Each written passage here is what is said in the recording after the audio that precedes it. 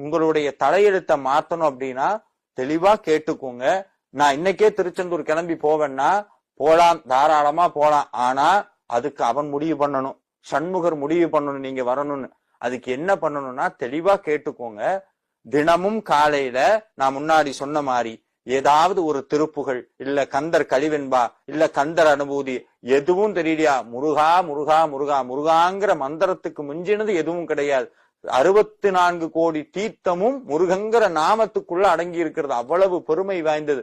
முருகா நீ எனக்கு கனவுல வந்து உத்தரவு கொடுக்கணும், நான் உன்னுடைய கோயிலுக்கு வரணும்னு வேண்டுனீங்கன்னா முருகப்பெருமான் உங்கள் கனவிலே திருச்செந்தூர் வருவதற்கு உத்தரவிடுவார். எப்படி உத்தரவிடுவார்னா, மயிலாக காட்சி தரலாம், இல்ல வள்ளிமலை சுவாமிகளுக்கு வந்த மாதிரி கனவுல முருகப்பெருமானே வந்து திருச்செந்தூர் வான்னு கூப்பிடலாம். இந்த மாதிரி ஏதாவது ஒரு சமிக்ஞை மூலமாக உங்களுக்கு திருச்செந்தூர் வருவதற்கு உத்தரவு வர வேண்டும். உங்களுடைய